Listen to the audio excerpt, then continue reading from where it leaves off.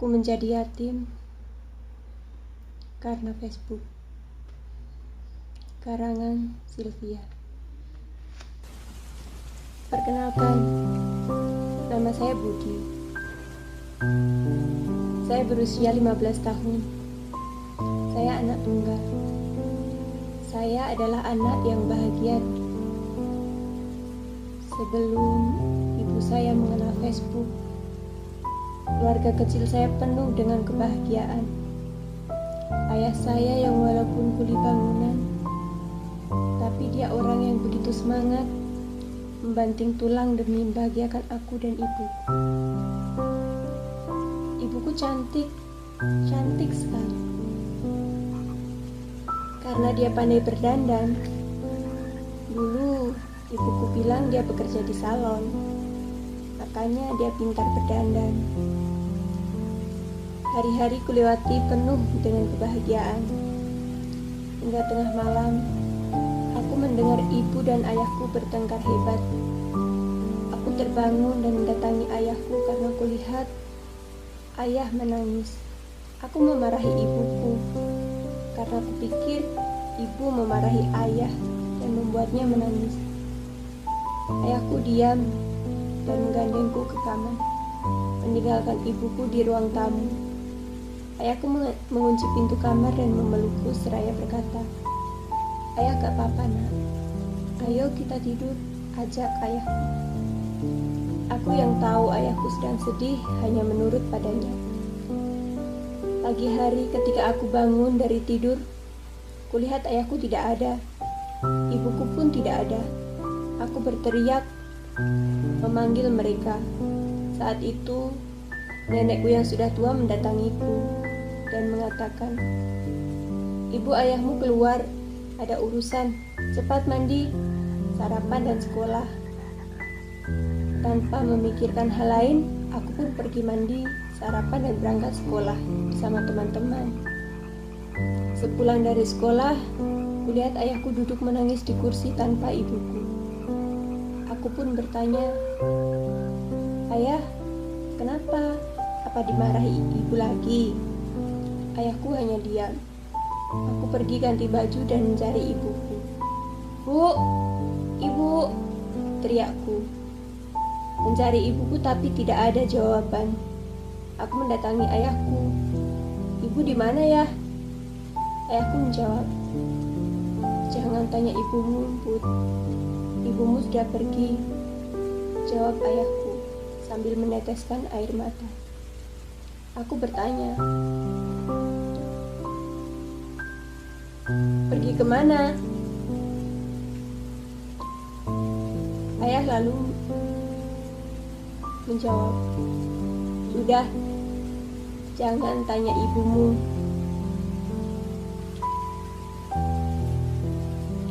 "Kenapa ayah menangis?" tanyaku. Jawabku yang tidak tahu apa-apa. Akhirnya ayahku menjawab, "Ibumu sudah tidak sayang lagi dengan ayah. Dia sudah pergi dengan laki-laki lain yang dia kenal di Facebook," jawab ayahku sambil meneteskan air mata. Aku tidak mengerti maksud ayahku. Apa ibu tidak sayang Budi ya? Kenapa ibu pergi tidak pamit sama Budi? Kenapa ibu meninggalkan Budi? Jawab. Yang mulai menangis. "Kapan ibu akan kembali ya?" tanyaku yang masih berharap ibu akan kembali. Ayahku menjawab, "Mungkin ibumu tidak akan pernah kembali, Bu." Sambil memelukku, ayahku menangis. Aku pun ikut menangis. Dalam hatiku terasa sakit yang aku gak tahu kenapa. Aku hanya berpikir apakah aku tidak akan lagi bertemu dengan ibuku.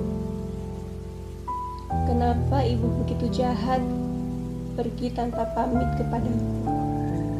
Kenapa ibu begitu jahat pada ayah yang sudah kerja keras banting tulang demi ibu dan aku? Kenapa ibu harus memilih laki-laki lain yang hanya dia kenal di Facebook daripada aku, anak ibuku? Aku menangis di pelukan ayah.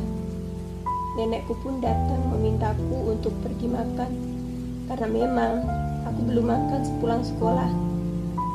Aku tidak ingin makan, aku ingin ibu, jawabku. Aku terus menangis. Nenekku menggandengku dan menasihatiku. Budi cucuku, makanlah nak. Nanti kalau kamu sakit siapa yang menjaga ayahmu? Makanlah, nenek sudah masak masakan kesukaanmu.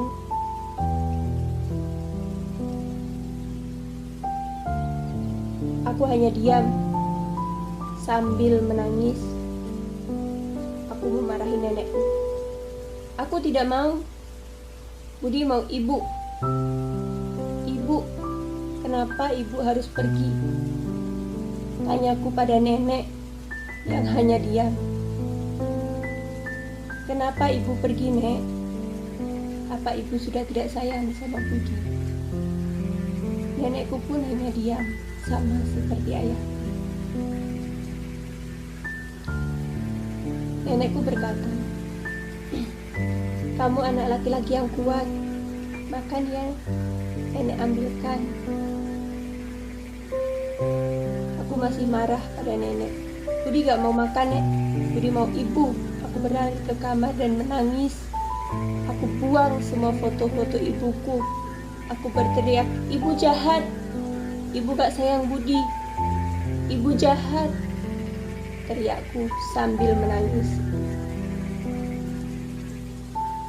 Ayahku datang menenangkanku. Kulihat matanya merah sembab karena terlalu lama menangis. Sudahlah nak, biarkan ibumu pergi kalau itu yang bisa membuatnya bahagia. Budi harus kuat jaga nenek untuk ayah, kata ayahku sambil mengelus kepalaku. Sekarang Budi makan ya, biar ayah yang suapi Budi. Aku pun menjawab iya sambil menghapus air mataku. Ayahku menyuapiku sambil meneteskan air mata. Sesuap demi sesuap. Ayahku berkata, Budi harus jadi anak yang hebat. Budi harus bisa membanggakan nenek, kata ayahku sambil menyuapiku. Aku hanya diam karena masih terisak dan masih menginginkan ibuku.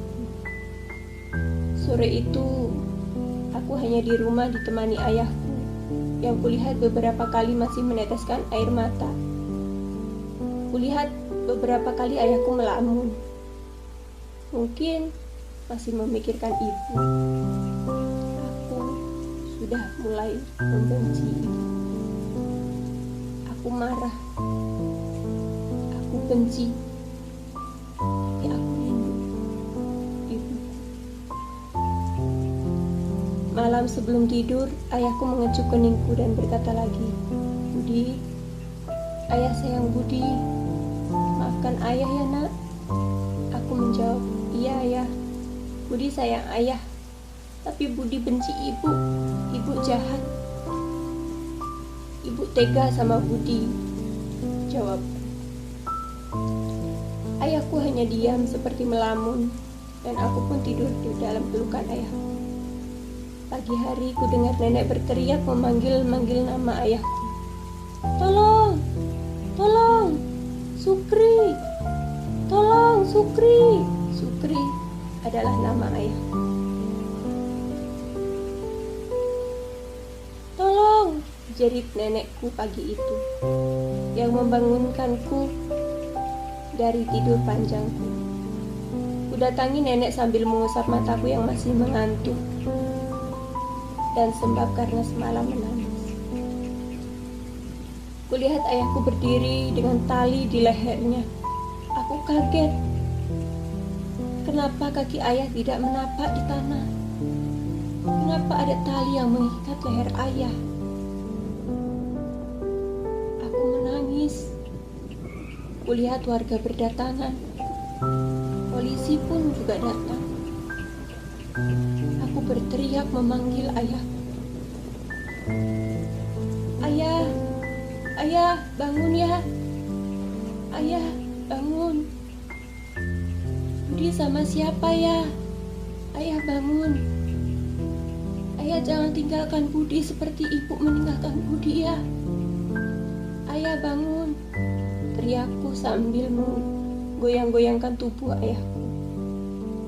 Tapi ayahku tidak bangun. Ayahku memejamkan mata. Aku menangis dan menangis. Sampai akhirnya aku tidak sadarkan diri. Mungkin itu yang disebut pingsan.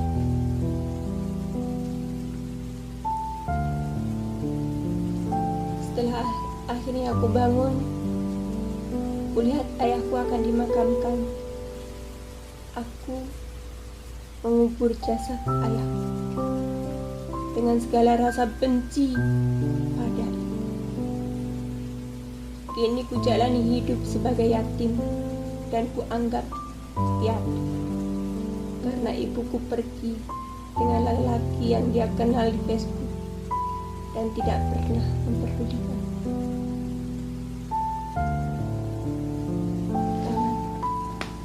Terima kasih. Jika video ini bermanfaat, jangan lupa share. Syukuri